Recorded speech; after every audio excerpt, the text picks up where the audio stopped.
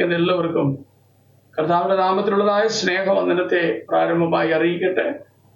ഈ ചാനലിലൂടെ കടന്നു വരുന്നതായ ഓരോ ജീവിതാനുഭവങ്ങൾ ശ്രോതാക്കളാകുന്ന നിങ്ങൾക്ക് അനുഗ്രഹമാകുന്നു എന്ന് ഞങ്ങൾക്ക് നിങ്ങളുടെ പ്രതികരണം കൂടെ ഞങ്ങൾക്ക് അറിയുവാൻ കഴിയുന്നത് ഓർത്ത് കർത്താവിനെ സ്തുതിക്കുന്നു.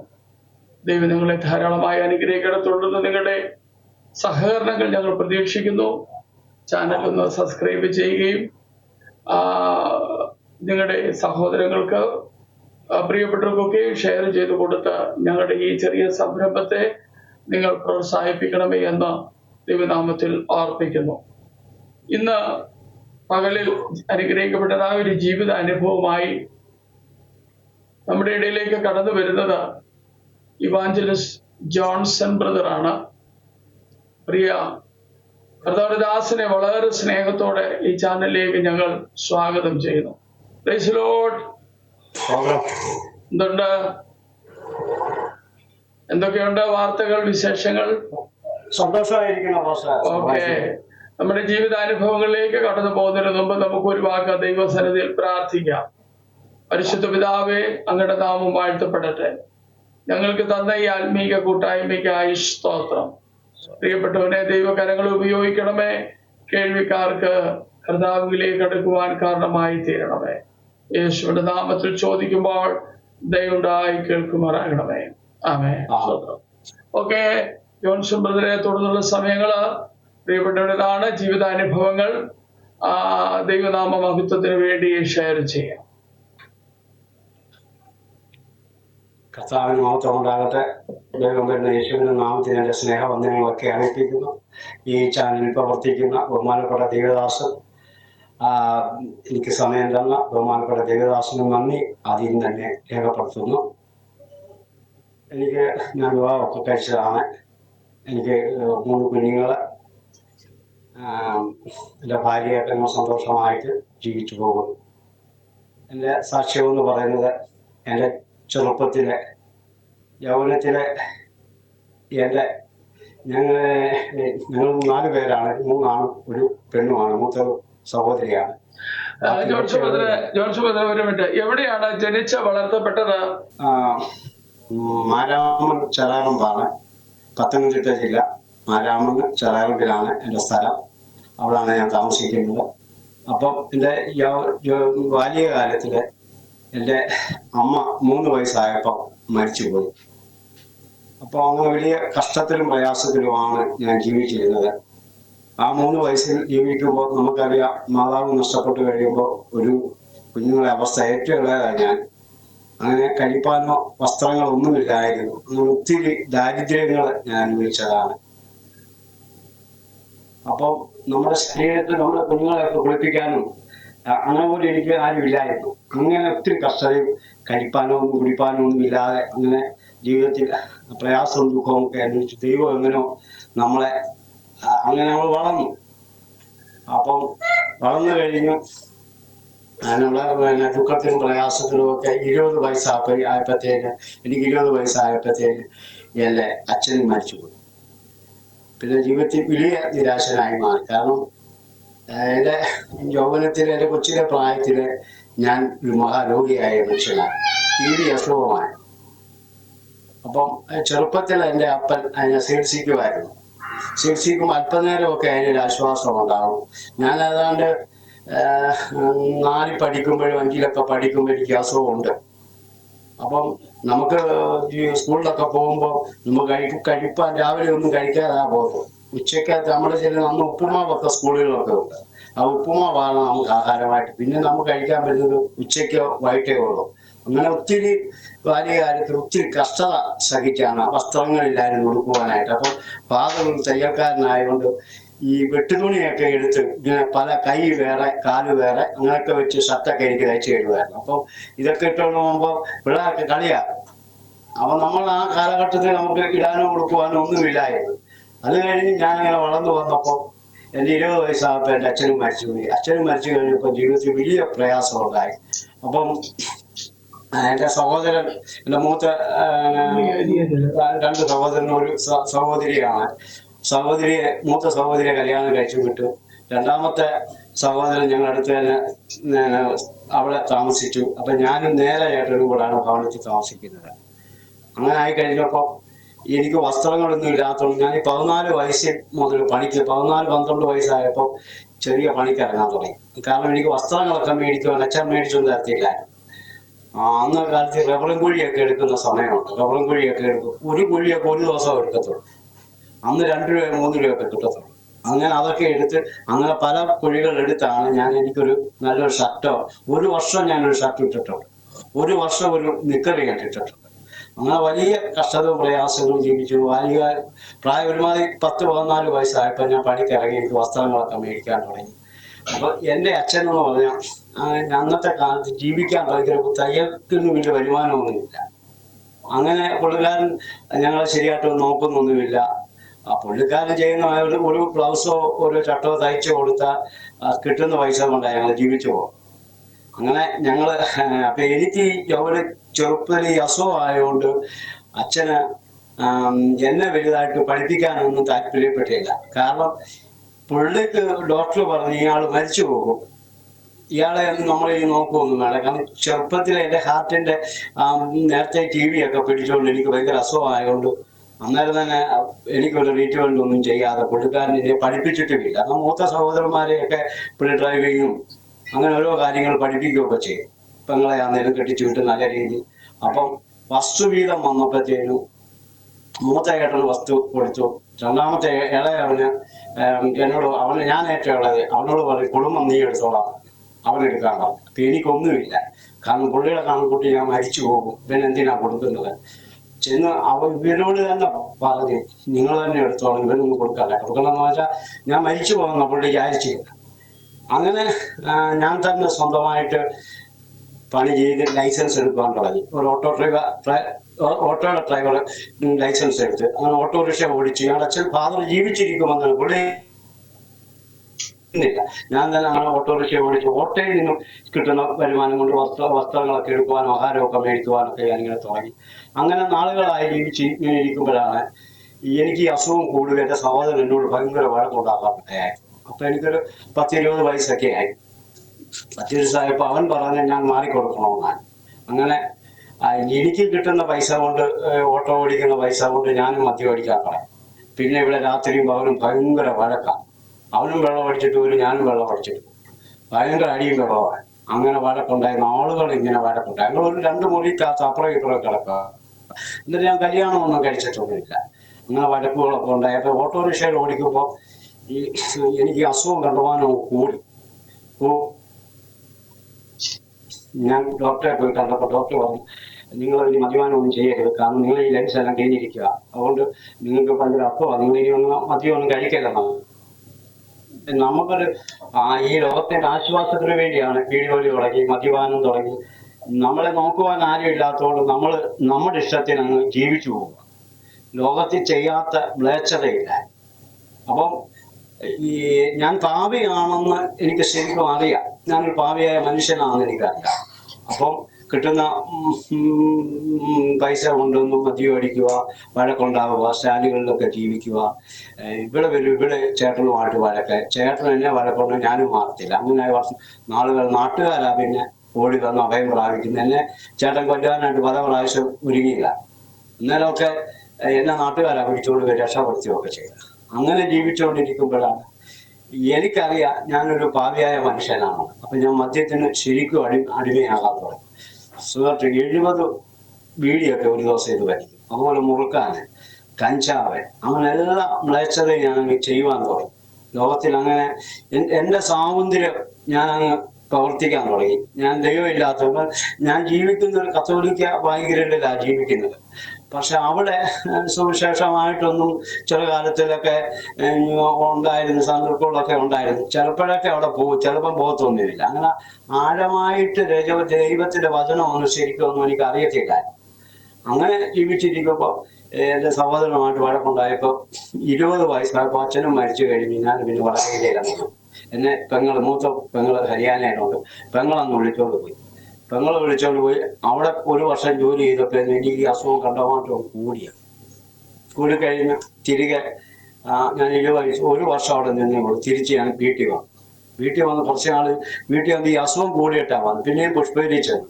അപ്പോഴാണ് പുഷ്പഗിരിയുടെ ഡോക്ടർ കുറച്ച് മരുന്നൊക്കെ തന്നിട്ട് പറഞ്ഞു, നിങ്ങൾ ഇനിയും മദ്യമൊന്നും കുടിക്കരുത്, നിങ്ങൾ ലൈൻസ് ഒക്കെ കഴിഞ്ഞു വരിക, നിങ്ങൾ സീരിയസ് ആയി വരും, നിങ്ങൾ ഈ രക്ഷപ്പെടത്തിന് ചികിത്സയൊന്നും ഇല്ലെന്ന് പറഞ്ഞു. പിന്നെ ഞാൻ എൻ്റെ മരുന്നൊക്കെ കഴിച്ചപ്പോൾ അസുഖമൊക്കെ ഒന്ന് മാറി നല്ലതായി കഴിഞ്ഞപ്പോൾ എൻ്റെ മൂത്ത ഏട്ടൻ പറഞ്ഞു, നീ വിവാഹമൊക്കെ കഴിക്കണമെന്ന് പറഞ്ഞു. അപ്പോൾ എനിക്ക് 27 വയസ്സായി. എൻ്റെ ഏട്ടൻ പറഞ്ഞു ഞാൻ വിവാഹമൊക്കെ കഴിച്ച് അങ്ങനെ ജീവിച്ചുകൊണ്ടിരിക്കുമ്പോഴാണ് അന്നിട്ട് ഞാൻ ഈ കള്ളുകൂടി മാറ്റുന്നത്. അപ്പം ദൈവം എന്നെ പ്രവർത്തിക്കുന്നുണ്ടോ, ദൈവം എന്നെ സ്നേഹിക്കുന്നുണ്ടോ എന്ന് എനിക്കറിയത്തില്ല. ഞാൻ ഈ നമ്മുടെ ബെന്റിക്കോസുകാരൊക്കെ മീറ്റിംഗ് ഒക്കെ നടത്തുമ്പോൾ ഞാൻ അവിടെ പോയിരുന്നു ഇരുന്ന് കരഞ്ഞിട്ടുണ്ട്. കാരണം കരയാൻ കാരണം എന്ന് വെച്ചാൽ ഈ സ്വർഗരാജ്യം, ഞാനൊരു ദൈവത്തെ അന്വേഷിക്കുന്ന ഒരു മനുഷ്യനാണ്. ആരാണ് ദൈവം? അപ്പൊ അങ്ങനെ ഞാൻ പല പ്രാവശ്യവും ഞാൻ ചിന്തിച്ചിട്ടുണ്ട്, സ്വർഗരാജ്യമുണ്ടോ, ദൈവമുണ്ടോ, പിന്നെ ആത്മാവുണ്ടോ, ഇങ്ങനെയൊക്കെ ഞാൻ ചിന്തിക്കുകയും നമ്മുടെ മതപ്രസംഗമാണെങ്കിലും ഹിന്ദുക്കളെ ആണെങ്കിലും ക്രിസ്ത്യാനികളെ ആണെങ്കിലും മതപ്രസംഗം കേൾക്കുവാൻ ഞാൻ ഒത്തിരി പോകും. കാരണം എനിക്കൊരു ഇഷ്ടം എവിടെ ദൈവം, ഈ ദൈവത്തെ ഞാൻ അന്വേഷിക്കുവാനാണ്. അങ്ങനെ ചെറുകാലം കൊണ്ട് ദൈവത്തെ അന്വേഷിക്കുകയും മതപ്രസംഗങ്ങളും പല പ്രസംഗങ്ങളും ഒക്കെ കേൾക്കുവാനൊക്കെ പോകുമ്പോൾ ഈ ദൈവത്തെ അന്വേഷിക്കുക എൻ്റെ വലിയൊരു പ്രവൃത്തി. ഞാൻ ആരോർക്കും ദൈവം സ്വർഗമുണ്ടോ, പിന്നെ ആത്മാവുണ്ടോ, ഇതൊക്കെ ഞാൻ അന്വേഷിച്ചു നടക്കും. അപ്പൊ വിവാഹമൊക്കെ കഴിച്ച് ഇങ്ങനെ ജീവിച്ചിരിക്കുമ്പോഴാണ് എൻ്റെ ഈ ചേട്ടൻ ഇങ്ങനെ വഴക്കുണ്ടാകുമ്പോൾ എന്നോട് ഒരാൾ പറഞ്ഞു, ഈ ഒരു ഈസ്റ്റർ നന്നാണ്. അപ്പം ഞാനൊരു വലിയൊരു കുപ്പി മദ്യമൊക്കെ മേടിച്ച് വീട്ടിൽ കൊണ്ടുവച്ച് കുടിച്ചിട്ട് പറഞ്ഞു, അപ്പൊ ഈ കത്തോലിക്കക്കാരെന്ന് പറഞ്ഞാൽ മരിച്ചവർക്ക് വേണ്ടി പ്രാർത്ഥിക്കുകയും മരിച്ചവർക്ക് വേണ്ടി ഒക്കെ ചെയ്യുന്ന, അവർക്ക് വേണ്ടി ഓർമ്മ പ്രാർത്ഥനയൊക്കെ നടത്തും. അപ്പൊ എന്നോട് ആള് പറഞ്ഞു, ഈ നമ്മുടെ വീട്ടിൽ നിന്ന് ഒരാളെ പറഞ്ഞു വിടുമ്പോ ഈ ദേശത്തുള്ള ആൾക്കാരോടൊക്കെ പറഞ്ഞിട്ട് നീ പറഞ്ഞു വിട്ടാൽ ഇനി മൂത്തയേട്ടൻ ഇങ്ങനെ വഴക്കൊന്നും ഉണ്ടാക്കത്തില്ല നിന്നോട്. അപ്പൊ ഞങ്ങൾ ഒരു വീട്ടിൽ തന്നെയാണ് താമസിക്കുന്നത് എന്നിങ്ങനെ പറയാനിടയായിട്ട്. അപ്പൊ ഞാൻ ഒരു മദ്യം എടുത്തോണ്ട് വന്ന് കുടിച്ചിട്ട് ഞാനിങ്ങനെ മരിച്ചവരെയൊക്കെ ഇങ്ങനെ ഓർക്കുവാനിടയായിട്ട്. അങ്ങനെ ഓർത്ത് കഴിഞ്ഞാൽ ഒത്തിരി ഭൂതങ്ങൾ എൻ്റെ ശരീരത്താൻ കയറി. മരിച്ചവരൊക്കെ എൻ്റെ ശരീരത്താൻ കയറാൻ തുടങ്ങി. മരിച്ചവരാണെന്ന് എനിക്ക് അറിയത്തില്ല, ഒത്തിരി അന്ധകാര ശക്തി എന്നെ കയറാൻ തുടങ്ങി. അങ്ങനെ വലിയ ശക്തി പോലെ എനിക്കങ്ങ് പ്രാപിച്ചു. എനിക്ക് ഞാൻ വെള്ളം അടിച്ചു കഴിഞ്ഞാൽ തെലുങ്കിലും തമിഴിലും ഒക്കെ സംസാരിക്കും. പക്ഷെ എനിക്ക് ഈ ഭാഷയൊന്നും എനിക്ക് അറിയത്തില്ല. അങ്ങനെ ഞാൻ കുറെ നാളിങ്ങനെ നടക്കുമ്പോഴാണ്, അപ്പം പള്ളിയിലൊന്നും അങ്ങനെ വല്ലപ്പോഴേ പള്ളിയിൽ പോകത്തുള്ളൂ. കത്തോലിക്ക പള്ളി വല്ലപ്പോഴും പോകും. അവിടെ പോയി പ്രാർത്ഥിച്ചിട്ട് പ്രാർത്ഥനയൊന്നുമില്ല. ഞങ്ങളുടെ വീട്ടിലാണെന്ന് കഴിഞ്ഞാൽ ഒത്തിരി മാതാവിൻ്റെയും പുണ്യാളന്മാരുടെയും ഒക്കെ പടങ്ങളൊക്കെ വെച്ച് യേശുവിൻ്റെ ഒക്കെ രൂപം വെച്ച് അവിടെ പോയി തിരി കത്തിക്കുക. സന്ധ്യയാകുമ്പോൾ എല്ലാവരും വന്ന് ആ തിരിയിലൊന്ന് പോയി കുമ്പിട്ട് പ്രാർത്ഥിക്കുക. ഇത്രേ ഉള്ളൂ പ്രാർത്ഥനയെന്ന് പറയുമ്പോൾ. അങ്ങനെ ജീവിച്ചിരുന്നപ്പോൾ എനിക്ക് ഈ പ്രയാസങ്ങളൊക്കെ ഉണ്ടായി. ഞാൻ വിവാഹം കഴിച്ചു കഴിഞ്ഞു. എനിക്ക് 2 കുഞ്ഞുങ്ങളായി കഴിഞ്ഞപ്പോഴത്തേന് കഷ്ടവും പ്രയാസങ്ങൾ എന്നിനും വീട്ടിൽ മാറുന്നില്ല. കാരണം വീട്ടിൽ വരുമ്പോൾ സമാധാനമില്ല, ഒരു സന്തോഷമില്ല. എൻ്റെ ഭാര്യ തന്നെ വഴക്കുണ്ടാക്കുമെന്നും പറഞ്ഞ് അവള് പേടിച്ചാണ് എപ്പോഴും ഇരിക്കുന്നത്. കാരണം ഞാൻ ഈ സമയത്ത് എങ്ങനെയാ വരുന്നതെന്നൊന്നും അറിയാനൊക്കത്തില്ല. ഒരു പ്രാവശ്യം കൊണ്ടുവന്ന് അരിയെല്ലാം അവളെ വലിച്ചെറിഞ്ഞു. 10 കിലോ അരി വീട്ടിൽ കൊണ്ടുവന്ന് വെച്ച് അതിൽ എടുത്ത് ദൂരക്കാണ് വെളിവില്ലാതായിപ്പോയി. അന്നേരം ബ്ലഡാണ് സാധിച്ചത്. അപ്പൊ എനിക്ക് ഒത്തിരി മദ്യം അടിച്ചു കഴിഞ്ഞു. അങ്ങനെ സമാധാനമില്ല, കുഞ്ഞുങ്ങൾക്കും സമാധാനം, ദേശത്തും സമാധാനമില്ല. മദ്യം അടിച്ചിട്ട് വെളിവില്ലാതെ കല്യാണം കഴിച്ചു കഴിഞ്ഞിട്ടും സമാധാനമില്ലാതെ നടക്കുക.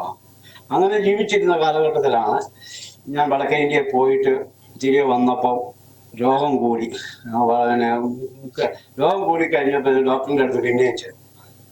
ഡോക്ടറിനോട് പരിശോധിച്ചപ്പോൾ ഡോക്ടർ പറഞ്ഞു, നിങ്ങളുടെ ലെൻസൊക്കെ കിഴിഞ്ഞിരിക്കുക, ഇനി നിങ്ങൾക്ക് വലിയ ഗ്യാരണ്ടി ഒന്നുമില്ല എന്ന് പറയാം. അപ്പം ഞാൻ എൻ്റെ ഭാര്യയെ വിളിച്ച് പറഞ്ഞു, ഇനി ഞാൻ മരിച്ചു പോകും, ഈ നാൾ ആയുസൊന്നും എനിക്കില്ല, ജീവിതത്തിൽ എനിക്ക് നടക്കാനൊന്നും വയ്യ, ഞാൻ അസ്ഥി പോലായി, ഈ TB അസുഖം കണ്ടമാനം ഒന്ന് കൂടിയായിരിക്കും.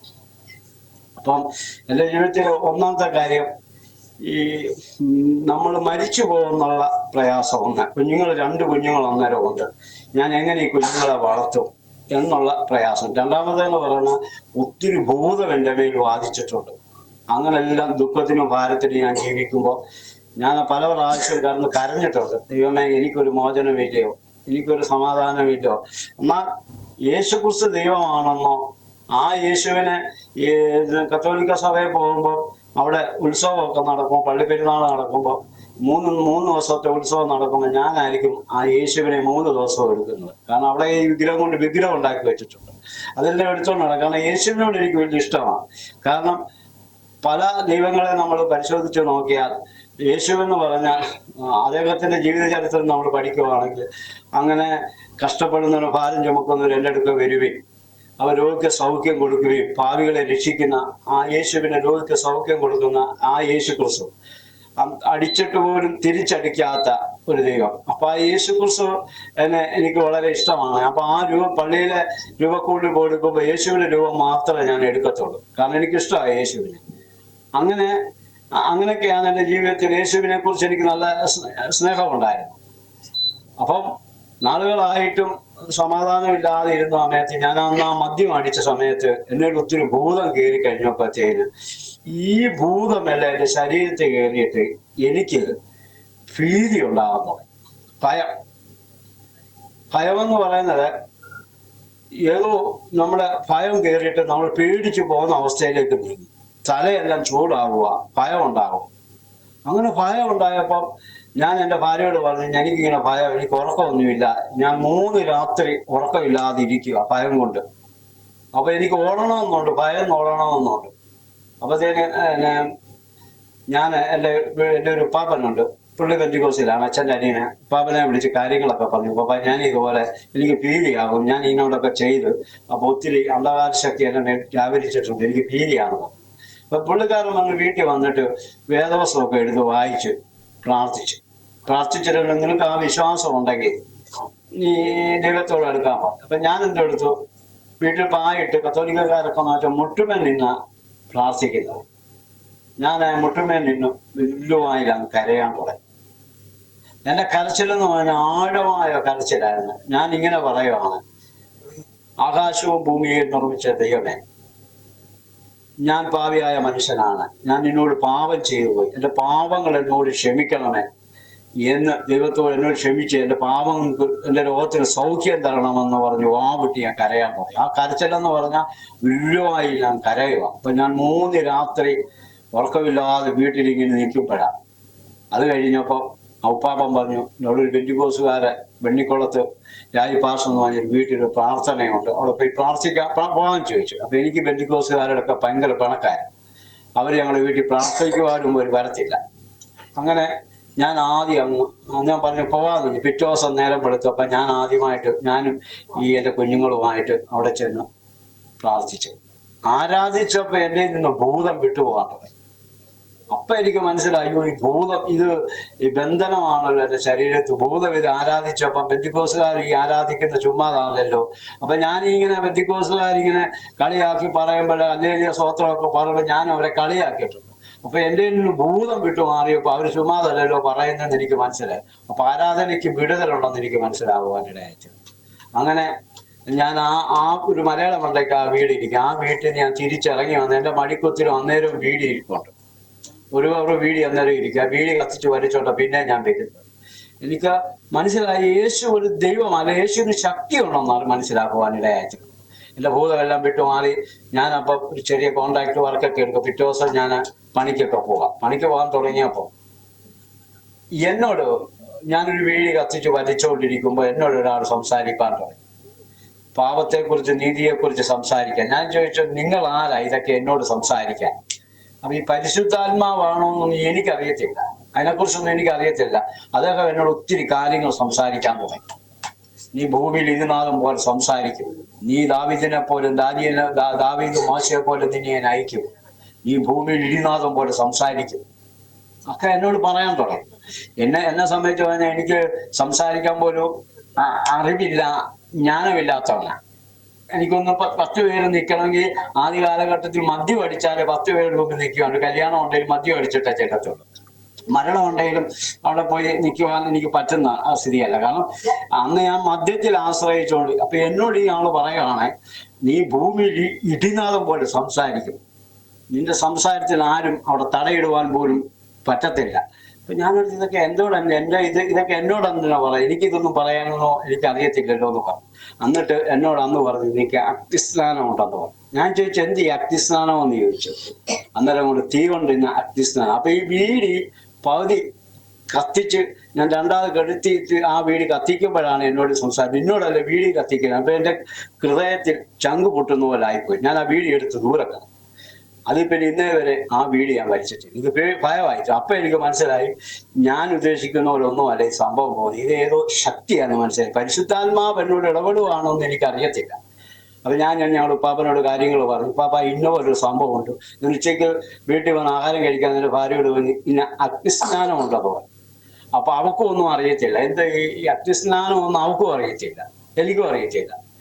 അപ്പൊ ഞാൻ ഉപ്പാപ്പനോട് പറഞ്ഞു. ഉപ്പാപ്പനൊരു വേദോത്സവം എടുത്ത് അന്ന് വൈകിട്ട്, ഉച്ചയ്ക്ക് ഞാൻ പറഞ്ഞു വൈകിട്ട് വന്ന് കുളിയെല്ലാം കഴിഞ്ഞ് ആഹാരമൊക്കെ കഴിച്ച് ഞങ്ങൾ ആ വിശ്വാസത്തിലേക്ക് വന്ന് പിന്നെ ആ മാതാവിൻ്റെയും പുണ്യാളിൻ്റെ എല്ലാം രൂപങ്ങളും എല്ലാം എടുത്തു കളഞ്ഞു. ഞങ്ങൾ വീട്ടിൽ പായിട്ടാ പിന്നെ പ്രാർത്ഥിക്കുന്നത്. ഞാൻ അതെല്ലാം എടുത്തു കളഞ്ഞു. അബ്രഹാം എടുത്തു കളഞ്ഞ പോലെ ഞാൻ ആ വിഗ്രഹങ്ങളെല്ലാം എടുത്ത് ദൂരെ കളഞ്ഞിട്ട് ഞാൻ എൻ്റെ ഭാര്യയോട് പറഞ്ഞു, നമുക്ക് പായിട്ടിട്ട് ദൈവത്തെ ആരാധിക്കാം. അതിൽ പിന്നെ ഇന്ന് വരെ വീട്ടിൽ പായിട്ടാണ് ആരാധന പറഞ്ഞത്. അങ്ങനെ പ്രാർത്ഥിച്ചു കഴിഞ്ഞപ്പോൾ അങ്ങനെ ഞാൻ ദൈവസന്നിധി പ്രാർത്ഥിച്ചു വിടുതൽ പ്രാപിച്ചു വന്നപ്പോൾ എന്താണെന്ന് എനിക്കറിയത്തില്ല. ഈ ആള് പറയുന്നത് എന്താണെന്ന് മനസ്സിലാകുന്നില്ല. അപ്പൊ എൻ്റെ ഉപ്പാപ്പൻ വേദവസം വൈകിട്ട് വന്നിട്ട് പറഞ്ഞു, ഞാൻ ആഹാരമൊക്കെ കഴിച്ചു, ഞാൻ കയറി കിടന്നു ഇറങ്ങാൻ തുടങ്ങിയപ്പോൾ ഒരാള് തോള് തട്ടി എന്നെ വിളിച്ചു, നീ എണ്ണിച്ച് പ്രാർത്ഥിക്കാൻ പറഞ്ഞു. എനിക്ക് പ്രാർത്ഥിക്കാനൊന്നും അറിയത്തില്ല. ആള് പറയുവാണ്, ഈ ആളുകൾ നമുക്ക് കാണത്തൊന്നുമില്ല, ആൾ നമ്മളോട് സംസാരിക്കുന്ന നമുക്കറിയാം മൊത്തം. നീ എണ്ണിച്ച് പ്രാർത്ഥിക്കാൻ പറഞ്ഞു. ഉപ്പാപ്പനാ തന്ന വേദവസം എടുത്ത് ഞാൻ ഇങ്ങനെ കട്ടിലെ വെച്ചിട്ട് സ്വോത്രം സ്വോത്രം എന്ന് പറയുന്നുണ്ട്. എനിക്ക് അതേ പറയാൻ അറിയത്തുള്ളൂ. സ്വോത്രം എന്ന് പറഞ്ഞപ്പോ ഈ വേദവസം അങ്ങ് തീയാവുക. ഇന്നും ആ വേദവസം എൻ്റെ കയ്യിൽ ഇരിപ്പോ. ആ വേദവസം തീ ആയിട്ട് ഈ തീ നമുക്ക് കാണുവാൻ കഴിയത്തില്ല. ഈ തീ എന്ന് പറയുന്നത് ആവിയാണ് നമ്മളെ മുഖത്തോട്ട് അടിക്കുന്നത്. ഇത് മുഖത്തോട്ട് അടിച്ചു കഴിഞ്ഞപ്പോ എൻ്റെ ഈ ശരീരമെല്ലാം വേണ്ട ഞൊരയ്ക്കുന്ന പോലെ ഞൊരയുണ്ടാകാം. അപ്പൊ ഞാനോർത്ത് എന്ത് ഞൊരയ്ക്കുന്നത്. അപ്പൊ ഞൊരയല്ല, എൻ്റെ ശരീരം ആള് പറയാം, നിന്റെ ശരീരമെല്ലാം ഇത് വെക്കുവാനോ. ഞാൻ ഉടനെ തന്നെ ഈ വേദവസ്ത്രം എടുത്ത് എൻ്റെ ശരീരമെല്ലാം വെച്ചു കഴിഞ്ഞപ്പോൾ ഈ ഞൊരയെല്ലാം അങ്ങ് മാറി. ഈ ഏതാണ്ട് പോലെ നമ്മുടെ ശരീരത്തിൽ ഓടി നടക്കുക, അതെല്ലാം കത്തി എരിഞ്ഞു മാറി. അതുപോലെ തീ അങ്ങോട്ട് ചെല്ലുന്നത്. അപ്പൊ എൻ്റെ ഭാര്യയോട് ഞാൻ വിളിച്ചു പറഞ്ഞു. അപ്പൊ എൻ്റെ അവസ്ഥ എന്ന് പറഞ്ഞാൽ എൻ്റെ കണ്ണുകളെല്ലാം അങ്ങ് താണു, എൻ്റെ തൊണ്ടയിൽ വെള്ളമില്ലാതാകും, എൻ്റെ അസ്ഥികളെല്ലാം വലിഞ്ഞു മുറുക്കുന്നു. എനിക്ക് ഭീതി എന്ന് വെച്ചാൽ ഭയമൊന്നും അല്ല, എനിക്കങ്ങ് മരണം ഉണ്ടാവുക, ഒരു മരണപ്രാളം ഉണ്ടാകും, മരിക്കുന്ന പോലെ. അവർ തൊണ്ടയിലെ വെള്ളമൊന്നുമില്ല. അപ്പൊ എൻ്റെ ഭാര്യയെ വിളിച്ചിട്ട് ഞാൻ പറഞ്ഞു, നീ എന്നെ എനിക്കൊന്ന് പ്രാർത്ഥിക്കാൻ പറഞ്ഞു, എനിക്ക് ഗ്ലാസ് വെള്ളം തന്നെ, ഞാൻ മരിക്കാൻ പോവാന്ന് പറഞ്ഞു. അവളൊരെണ്ണം എന്നേച്ചു. അപ്പം ഞാൻ അവൾ എന്നേച്ചപ്പോ ഞാൻ പറഞ്ഞു, ഈ വേദപുസ്തകം ഭയങ്കര തീയാന്ന് പറഞ്ഞു. നിനക്ക് ഈ തീ ഉണ്ടോ എന്ന് ചോദിച്ചു. അവളുടെ മുമ്പിലോട്ട് ഇത് വെച്ചു കൊടുത്തു. അവള് പറഞ്ഞു, എനിക്ക് തീ ഇല്ലെന്ന് പറഞ്ഞു. ഞാൻ ഇത് ഭയങ്കര തീ, ഇതിനകത്ത് അടുക്കാൻ എനിക്ക് ഒക്കുന്നില്ലെന്ന് പറഞ്ഞു. അവളുള്ള വെള്ളം എടുത്തു. അപ്പൊ ഞാൻ കട്ടിലേലും കട്ടിലിന്റെ താഴെയിൽ നിന്നും പായിട്ട രണ്ട് സൈഡിൽ. അപ്പൊ എനിക്ക് ലാസ്റ്റിൽ എന്നയിക്കുവാൻ വയ്യാത്ത അവസ്ഥയായിപ്പോയി. അതുപോലെ ഞാൻ മരിക്കും. അപ്പം ഞാൻ വെള്ളം കുടിച്ചു കഴിഞ്ഞപ്പോ എനിക്ക് ഉറക്കം പോലെ വരുവാണ്. ആ സെക്കൻഡിൽ തന്നെ ഉറക്കം പോലെ വന്നു. അപ്പൊ ഈ എൻ്റെ ഭാര്യ ഒരു വേദോസിന്റെ വാക്യം ഇങ്ങനെ വായിക്കുവാണ്, ഈ ചുരുളുകൾ ഞാൻ അഴിക്കുന്നു എന്നും പറഞ്ഞൊരു വാക്യം. അത് ഞാൻ കുറച്ചേ കേട്ടുള്ളൂ. കേട്ടിട്ട് ഞാൻ അങ്ങ് ഉറക്കം പോലെ അവളെ വായിക്കുകയും ഞാനൊന്ന് ഉറങ്ങിപ്പോവാ. ഉറങ്ങിയില്ലെങ്കിൽ ഒരു ഉറക്കം പോലെ വന്നു. അപ്പൊ ഞാൻ കാണുന്ന കാഴ്ച എന്ന് പറഞ്ഞ വെള്ളി വെളിച്ചമാണ്. ആ വെള്ളി വെളിച്ചത്തിൽ വെള്ളി വെളിച്ചം എന്ന് പറഞ്ഞാൽ ആ വെളിച്ചം ഇവിടെ ഇല്ല. വെള്ളി വെളിച്ചത്തിനകത്ത് സ്വർണം കൊണ്ട് നിർമ്മിതമായ വലിയൊരു മതിലുകളാണ് ഞാൻ കാണുന്നത്. ആ മതിലിന് അതിന്റെ നീളം നമുക്കറിയാം, രണ്ട് സൈഡും ഭയങ്കര നീളമാണ്. അതിന്റെ അഗ്രം കാണാം, ഒരു അഗ്രമുണ്ട്. അതിന്റെ തിളക്കമെന്ന് പറഞ്ഞ സ്വർണത്തിന്റെ തിളക്കമെന്ന് പറഞ്ഞാൽ നമ്മുടെ ഇവിടുത്തെ സ്വർണത്തെ പോലെ അല്ല, ആകാശം മുട്ടി നിൽക്കുന്ന സ്വർണമാണ്. ആ ഒരു കോട്ടയാണ്. അതിന്റെ കണ്ണാടിച്ചീല് പോലാണ് അതിന്റെ തിളക്കം നിൽക്കുന്നത്. അത് ഞാൻ കണ്ടുകൊണ്ടിരിക്കുമ്പോൾ അപ്പൊ ഞാൻ മനുഷ്യനായിട്ടല്ല അവിടെ നിൽക്കുന്നത്, ഞാനൊരു നിഴൽ മാത്രമാണ് നിൽക്കുന്നത്. പക്ഷെ ഈ നിഴലിന് കാണാം, ഈ നിഴലിന് കേൾക്കാം, ഈ നിഴലിന് സംസാരിക്കും. അപ്പൊ ഞാൻ ഇത് കണ്ടുകൊണ്ടിരിക്കുമ്പോൾ ഞാൻ പുറമോട്ട് തിരിഞ്ഞു നോക്കിയപ്പം വെണ്ണ വസ്ത്രം ധരിച്ച ഒരു മനുഷ്യൻ അങ്ങ് ദൂരെ നിൽക്കുക. എനിക്ക് കാണാൻ പറ്റാത്ത ഒരു വെളിച്ചം, അവിടെ ഒരു വെളിച്ചത്തിൽ ഒരാൾ നിൽക്കുന്ന മാത്രമേ ഞാൻ കാണുന്നു. അദ്ദേഹം എന്നോട് പറയുവാണ്, നീ പാവിയാണ്, ഇല്ല പാപം ഞാൻ കത്തിക്കുന്നു, അത് എരച്ചിലും സംസാരം കൂടാവില്ല. അപ്പം ഈ എരച്ചിൽ എന്നെ വന്നിട്ട് എൻ്റെ ആത്മാവിലൊക്കെ തീ വീഴുക. പിന്നെ ഞാൻ ഭൂമി കത്തിയ പോലെ പിന്നെ അവിടെ കത്തുവാൻ തുടങ്ങി. വചനം പറയുന്നു, ശുദ്ധീകരണം കൂടാതെ ആർക്കും ദൈവത്തെ കാണുവാൻ കഴിയത്തില്ല. ശുദ്ധീകരണം ജഡത്തിനുമേലും ഉണ്ട്, ആത്മാവിനുമേലും ഉണ്ട്. അപ്പൊ മനുഷ്യൻ ചിന്തിക്കുന്ന മരിച്ചു കഴിഞ്ഞാൽ പിന്നെ എല്ലാം അവസാനിച്ചെന്നാ. അപ്പൊ ഞാനും ചിന്തിച്ചത് മരിച്ചു കഴിഞ്ഞാൽ നമ്മൾ അവസാനിച്ചെന്നാ ഞാനും ചിന്തിച്ച് പഠിച്ചു വെച്ചിരിക്കുന്ന. പക്ഷെ ഈ മരണത്തിന് അപ്പുറമാണ് നമ്മുടെ ജീവിതമെന്ന പിന്നെ എനിക്ക് മനസ്സിലാകുവാൻ പറ്റും. അപ്പം ഞാൻ ഈ ആളിന്റെ അടുത്തേക്ക് ചെല്ലുക. ഞാൻ ലോകത്തിൽ ഇറ്റൊരു മനുഷ്യനെ ഞാൻ കണ്ടിട്ടില്ല. ഇദ്ദേഹത്തിന്റെ സൗന്ദര്യം എന്ന് പറയുന്നത്, ഈ വെള്ളക്കകത്ത് നല്ല കറുപ്പാണ്, ഈ ദീശയൊക്കെ നല്ല വെള്ളയാണ്.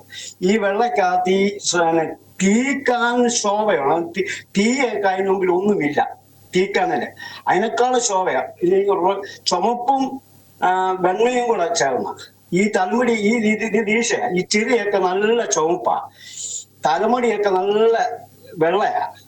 അപ്പൊ സൗന്ദര്യം എന്ന് പറഞ്ഞാൽ കൊച്ചു കുഞ്ഞുങ്ങളെ കൊച്ചു കുഞ്ഞുങ്ങളെ നിഷ്കളങ്കന്റെ കണ്ണ്. നമുക്ക് ഒരു മനുഷ്യനെ അങ്ങനെ സാമ്യപ്പെടുത്താനില്ല ഈ ഭൂമി. കാരണം ഞാൻ മനസ്സിലാക്കിയിരിക്കുന്നത്, പാട്ടുകാരൻ പറയുന്നത് 10,000-ന്റെ സുന്ദരം, അതല്ല. 10,000 അല്ല, ഭൂമി മരിച്ചവരും ഇനി വരുവാനുള്ളവരും ജീവിച്ചിരിക്കുന്നവരും ദൈവത്തിന്റെ തേജസ് വേറെ, മനുഷ്യന്റെ തേജസ് അല്ല, ദൈവത്തിന്റെ തേജസ്. സൂര്യന്റെ നക്ഷത്രത്തിന്റെ അല്ലെങ്കിൽ ചന്ദ്രന്റെ തേജസ് വേറെയാണ്. ഈ തേജസ്സിനെ നമുക്ക് ഒരിക്കലും വർണ്ണിക്കുവാൻ കഴിയത്തില്ല. അത് തീയും വെള്ളവും നിറഞ്ഞിരിക്കുന്നത്.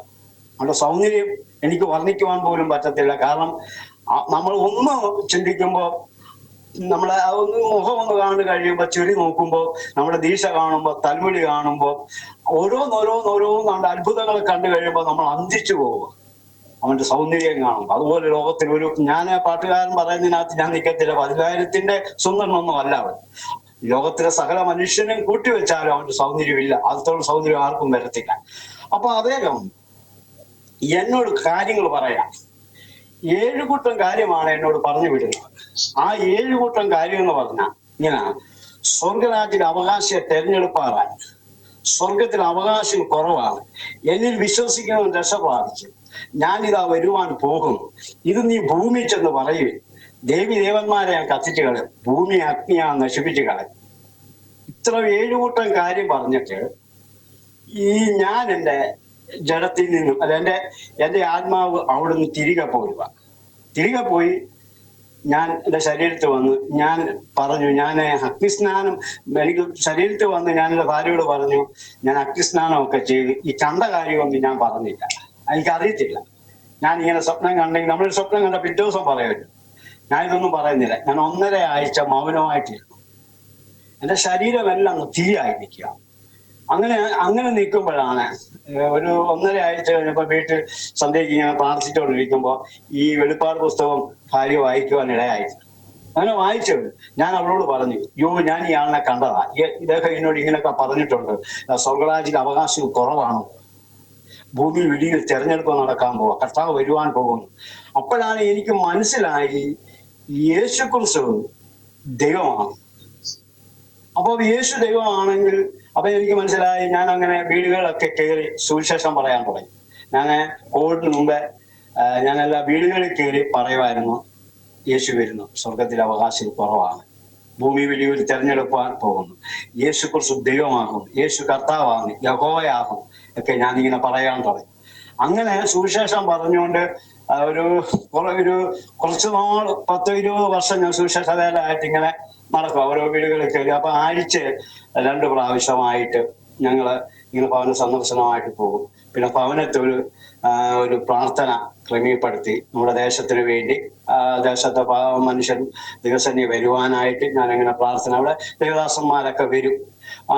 അപ്പൊ നമ്മളുള്ളതൊക്കെ അവർക്ക് കൊടുക്കുകയും, സുരക്ഷ വേലയ്ക്ക് വേണ്ടി ഇങ്ങനെ പോകുന്ന കൂട്ടത്തിൽ നമ്മളൊരു വീട്ടിൽ ചെന്ന് കഴിഞ്ഞാൽ ആ വീട്ടുകളിൽ ഒത്തിരി പേര് പാവങ്ങളുണ്ട്. ജോൺസൺ ബ്രദറെ, ഒരു മിനിറ്റ്. അപ്പൊ ഈ നമ്മൾ ഇതിനോടിടയ്ക്ക് രക്ഷിക്കപ്പെട്ട് കഴിഞ്ഞല്ലേ? രക്ഷിക്കപ്പെട്ട് സ്നാനമൊക്കെ ഇതിനിടയ്ക്ക് കഴിഞ്ഞു.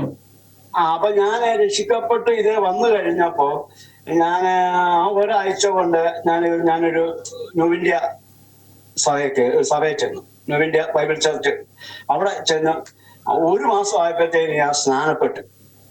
കാരണം നമുക്ക് ഉറപ്പായി പോയിട്ടേ പിന്നെ ഒന്നിന്റെ ആവശ്യമായില്ലല്ലോ. നമ്മൾ ശരിക്കും മനസ്സിലായി കഴിഞ്ഞാൽ ഇനിയിപ്പോ ഇതിനകത്ത് നമുക്ക് മാറാനും ഒക്കത്തില്ല. ഇത് കറക്റ്റാണ് നമുക്ക് മനസ്സിലായി. പിന്നെ നമുക്ക് ആരെയും പറഞ്ഞ് മനസ്സിലാക്കി തരേണ്ട കാര്യമില്ലല്ലോ. എല്ലാം നമുക്കത് മനസ്സിലായി കഴിഞ്ഞിട്ട് യേശുക്രിസ്തു ദൈവമാണ്. അപ്പൊ ബൈബിള് പറയുന്ന എന്തും ചെയ്യാൻ നമ്മൾ മനസ്സിലാക്കി സ്ഥാനപ്പെടാം. അപ്പം അഗ്നിസ്നാനം കിട്ടിയതുകൊണ്ട് ജലസ്നാനം വേണമല്ലോ. അതെനിക്ക് അഗ്നിസ്നാനം കിട്ടി, അതുകൊണ്ട് എനിക്ക് ജലസ്നാനം മതി എന്ന് പറയാനൊക്കത്തില്ല. ബൈബിൾ എന്ത് പറയുന്നു ഒന്ന് തന്നെ ഞാൻ ന്യൂ ഇന്ത്യയിൽ തന്നെ സ്നാനപ്പെട്ടു. അങ്ങനെ സ്നാനപ്പെട്ട് ആ സഭയിൽ അവിടുത്തെ മെമ്പറായിട്ട് ഞാൻ പ്രവർത്തിക്കാൻ തുടങ്ങി. അപ്പം എൻ്റെ കുഞ്ഞുങ്ങളും ഞാനും ഒക്കെ ഞങ്ങൾ സഭയിൽ പോകും, കാര്യങ്ങളെല്ലാം സഭയിലെ എല്ലാ കാര്യങ്ങളും ചെയ്യുകയും പ്രവർത്തിക്കുകയും ചെയ്യുമായിരുന്നു. അത് കഴിഞ്ഞപ്പോൾ എനിക്ക് ദൈവം സഹായിച്ച് ഒരു കുഞ്ഞിനെ കൂടെ ദൈവം ഒരു ആൺകുഞ്ഞിനെ കൂടെ എനിക്ക് ആ കാലങ്ങൾ കഴിഞ്ഞപ്പോൾ എനിക്ക് ഒരു കുഞ്ഞിനെ കൂടെ തന്നു. അപ്പം വീടുകളൊക്കെ ഭവന സന്ദർശനം പരസ്യവും ഒക്കെ പിന്നെ പരസ്യമാകാൻ തുടങ്ങി. അപ്പം കവലകളൊക്കെ ഇങ്ങനെ പ്രസംഗിക്കാൻ തുടങ്ങി, യേശുവിന്റെ വരവിനെ കുറിച്ച് പറയാൻ. അപ്പം ഞാൻ ചിന്തിച്ചെന്ന് പറയുന്നത് ഈ യേശു ദൈവമാണെന്നുള്ള ചിന്ത എൻ്റെ വന്ന് ഈ സ്വർഗരാജ്യം സ്വർഗമൊക്കെ ഞാൻ ചിന്തിച്ച കാര്യങ്ങളെ കുറിച്ച് എനിക്ക് പിന്നെ മനസ്സിലാകുവാൻ തുടങ്ങി. ഞാൻ ചിന്തിച്ചത് കാരണം ദൈവം ആത്മാവുണ്ടോ, ഇതൊക്കെ എനിക്ക് കാണുവാനായിട്ട് ഇടങ്ങി. ഞാൻ പോയി കണ്ടത് എന്റെ ആത്മാവ് സ്വർഗത്തിൽ ചെന്നു.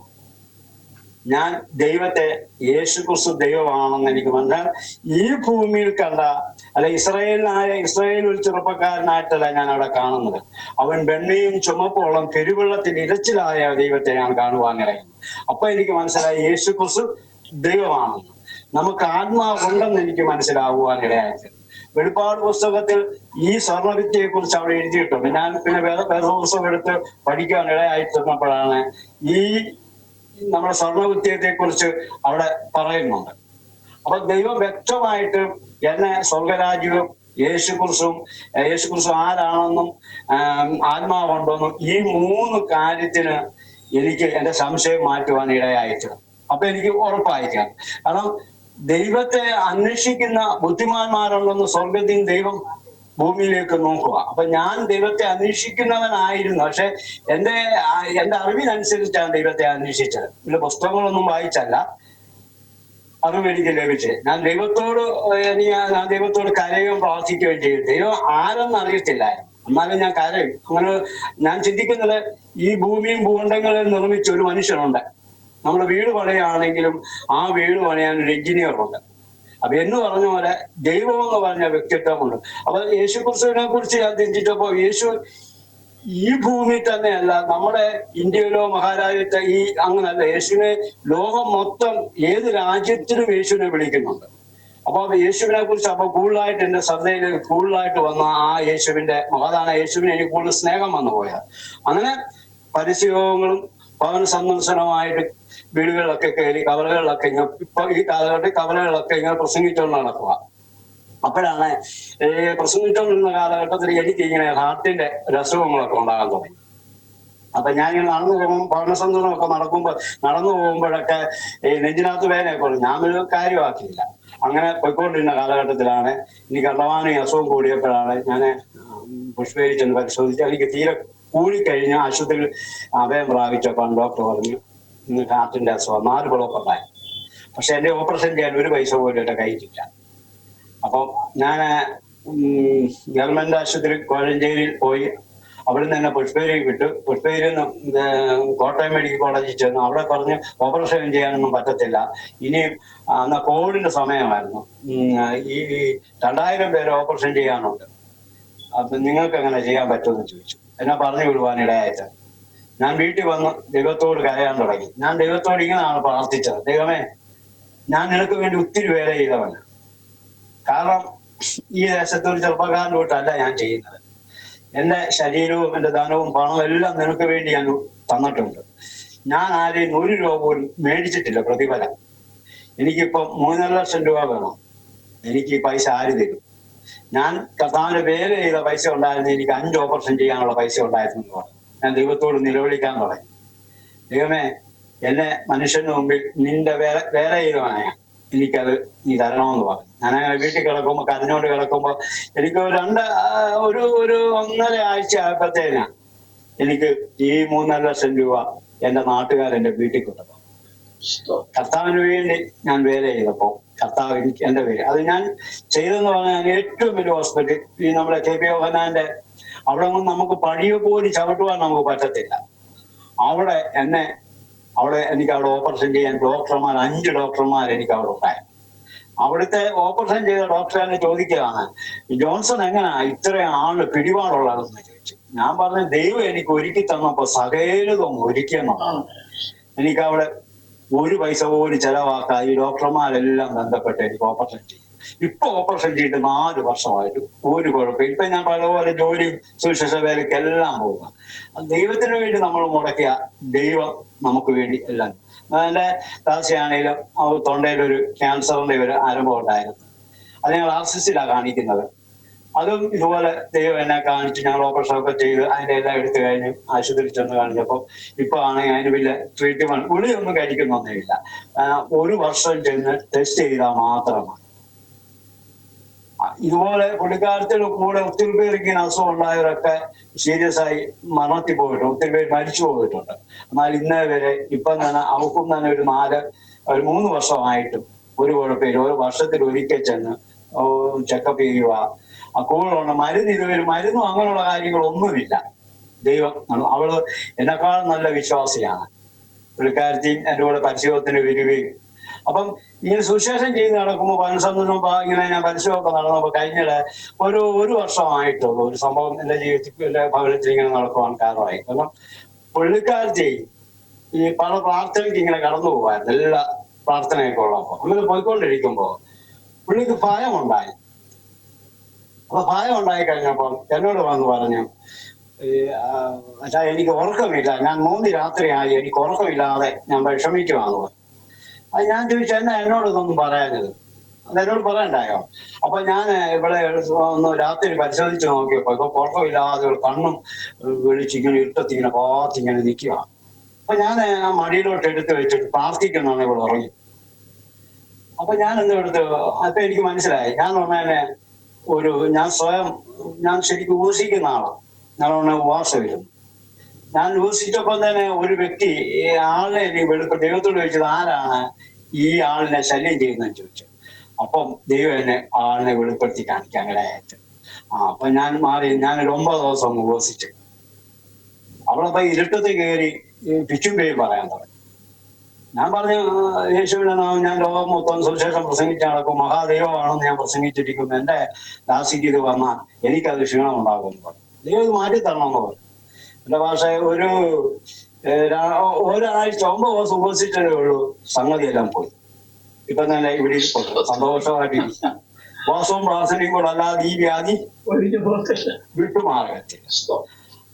കർത്താവായ യേശുവിന്റെ ഞാൻ മനസ്സിലാക്കുവാൻ കഴിയുന്നത്, ഇന്നിപ്പം ഞാൻ സന്തോഷമായിട്ട് ജീവിച്ചു പോകുന്നു, കുഴപ്പമില്ല. ജോഷ്യ പറഞ്ഞവരെ ഞാനും എൻ്റെ കുടുംബവും ഞാൻ ദൈവത്തെ സേവിക്കുന്നു. അപ്പം എനിക്ക് മനസ്സിലാക്കുവാൻ കഴിഞ്ഞത്, കർത്താവായ യേശുവിന്റെ 2ാമത്തെ വരവ് ഏറ്റവും ആസന്നമായിരിക്കുക. സ്വർഗത്തിൽ അവകാശികൾ കുറവാണ്. അപ്പൊ നാം ചിന്തിക്കുന്ന പോലൊന്നും അല്ല കാര്യങ്ങളെ പോകും. എന്താണെന്ന് ചോദിച്ചാൽ, യേശുവിനെ ദൈവമായിട്ട് മനുഷ്യൻ കാണുന്നില്ല. ഞാൻ ആഴമായിട്ട് ആഴമായിട്ട് ചിന്തിച്ചപ്പോൾ എനിക്ക് മനസ്സിലാക്കിയേ. കാരണം മനുഷ്യൻ ചിന്തിക്കുന്നത് യേശു ക്രിസ്തു എന്ന് പറഞ്ഞ ഇസ്രായേലായ ഒരു ചെറുപ്പക്കാരൻ ഈ ഭൂമിയിൽ വന്നു. അവൻ ഇസ്രായേലിനെ രക്ഷിപ്പാനായിട്ട് ആ ഭൂമിയിലേക്ക് വന്നത്. നമ്മളുമായിട്ടൊന്നുമില്ല. അപ്പൊ കാരണം ഇന്ത്യക്കാരനാണ്, ഇസ്രായേലിനുമായിട്ട് ബന്ധമൊന്നും ഇല്ലല്ലോ. ഇങ്ങനെയാണ് അവർ ചിന്തിച്ചിരിക്കുന്നത്. പക്ഷെ മനുഷ്യ രൂപത്തിനായിട്ട് മനുഷ്യനെ രക്ഷിപ്പാനായിട്ട് അവൻ ഭൂമിയിലേക്ക് ഇറങ്ങി വന്നു. എന്നാൽ യേശുവിന് 2 മുഖമുണ്ട്.